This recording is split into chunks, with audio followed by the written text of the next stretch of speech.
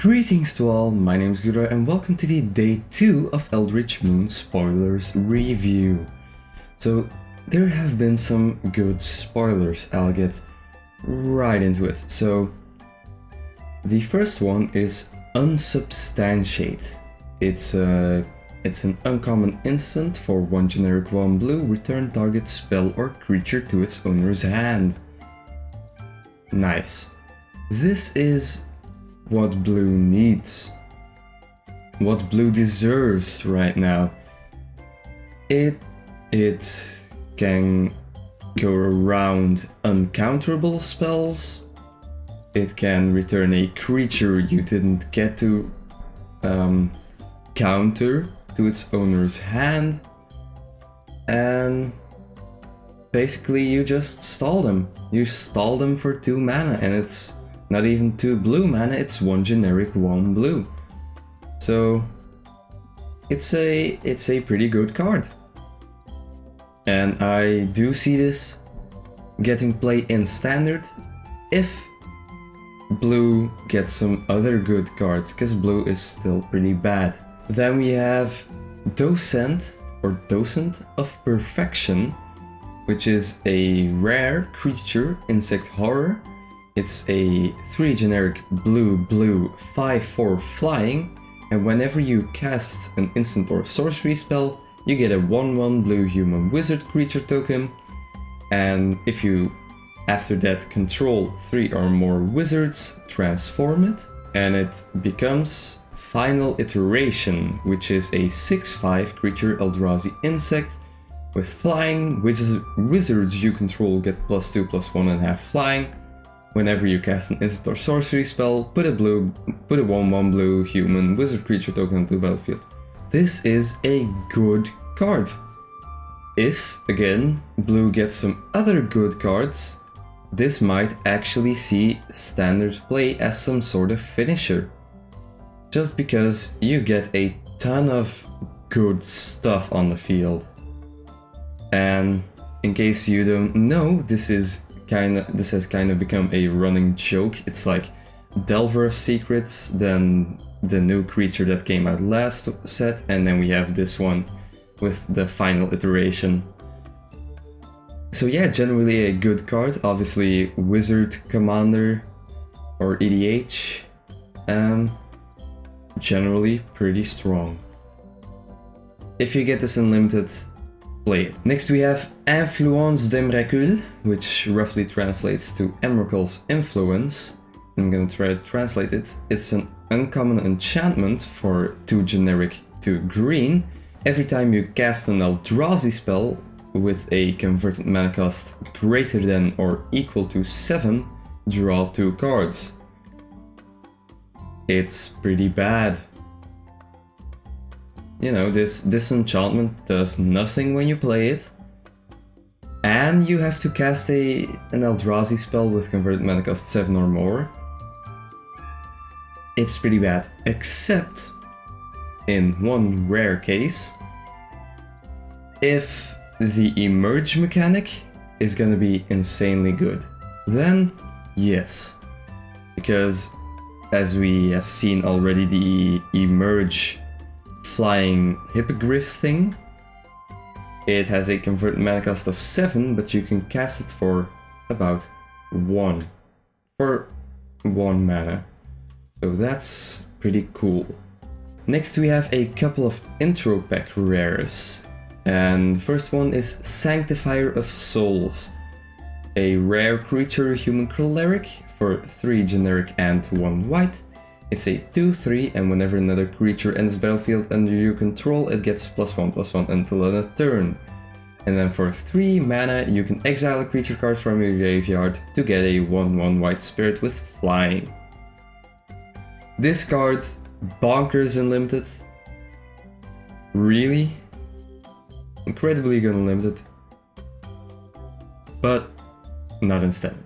Unless there's huge amounts of tokens spawning, and somehow this guy gets unblockable or something, but other than that, it's an intro pack rare, which usually means strong and limited, bad and constructed, and this is just the same with this card.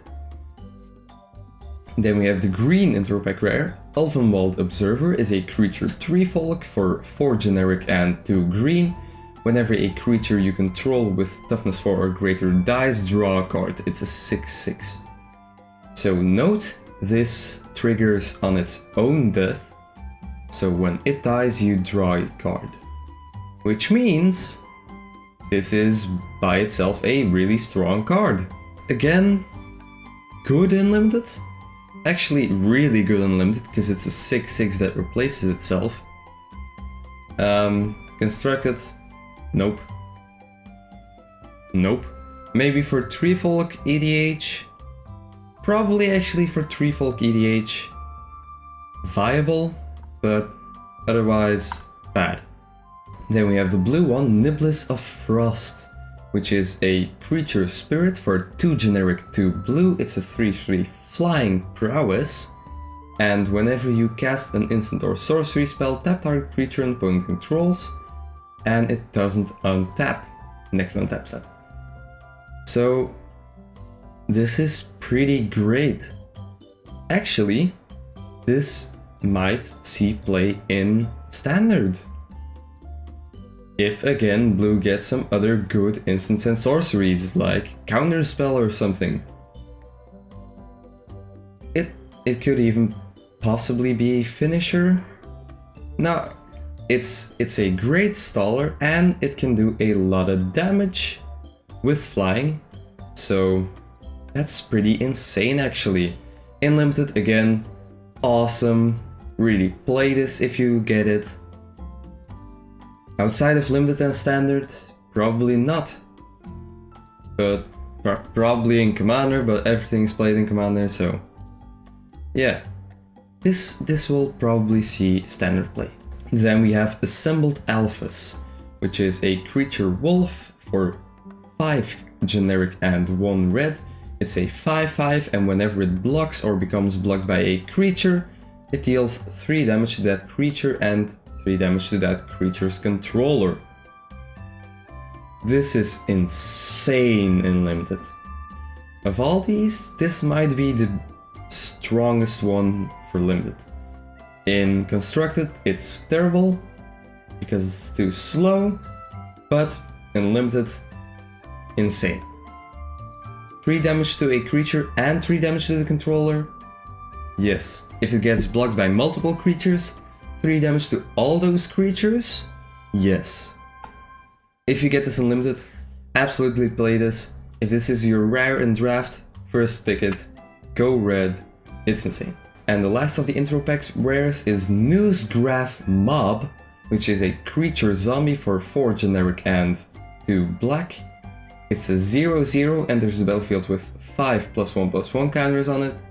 And whenever a player casts a spell, you remove a +1/+1 counter from it, and if you do, you get a 2/2 black zombie creature token.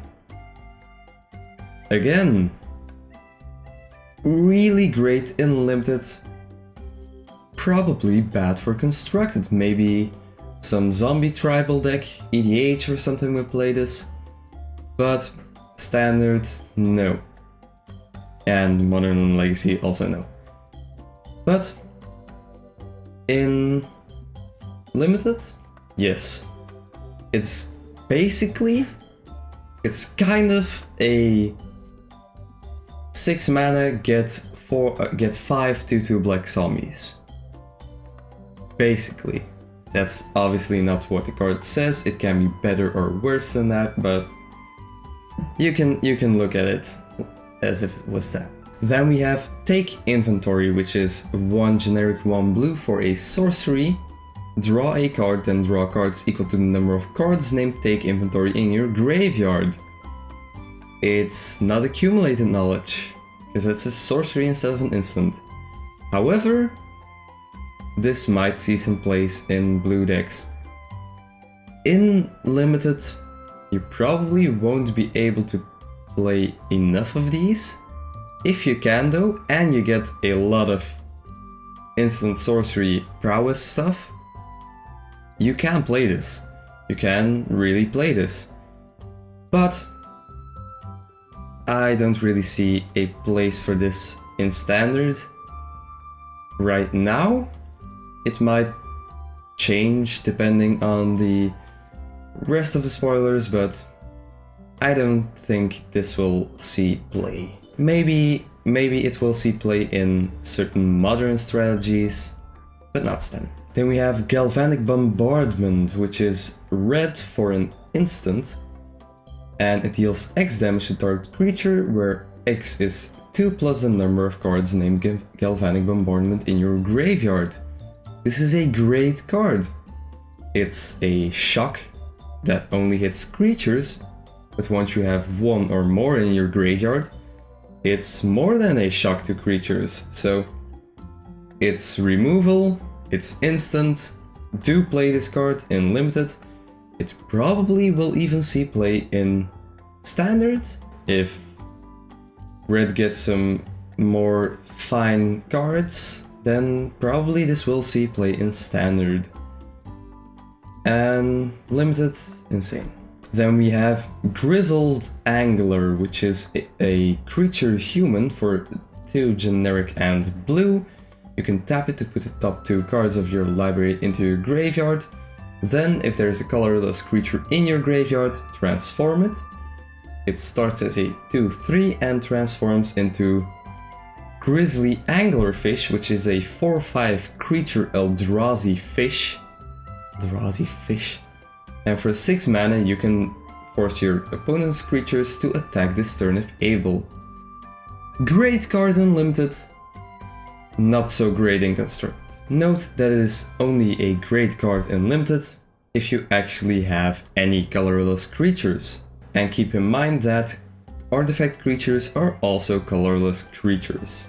And the last spoiler is Lone Rider, which is a creature human knight for generic white. It's a 1/1, first strike lifelink at the beginning of your end step. If you gain 3 or more life this turn, transform Lone Rider. Do look at the flavor text. Horse and rider are often of one mind, and it transforms into it that rides as one. It's a creature Eldrazi horror. It's a 4/4 first strike trample lifelink. But until this morning, I'd never seen them be of one body. So that's a nice flavor text there. Insane card. I am almost certain this will see play in modern and standard. I don't know about legacy or vintage. I'm not sure about legacy or vintage, but this card is bonkers. It's a 4/4 first strike trample lifelink for 2. If you can just gain 3 life, which is not a lot because it gains 1 life by itself, so you basically only need to gain 2 extra life by, I don't know, buffing it or something. It's insane. And the worst part about it is that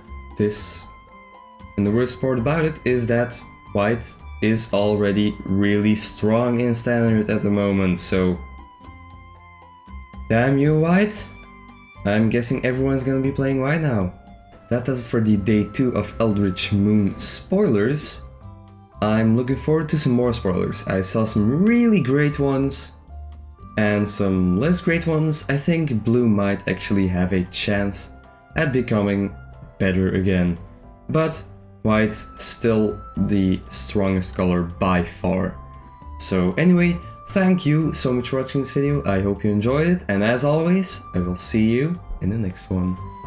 Bye!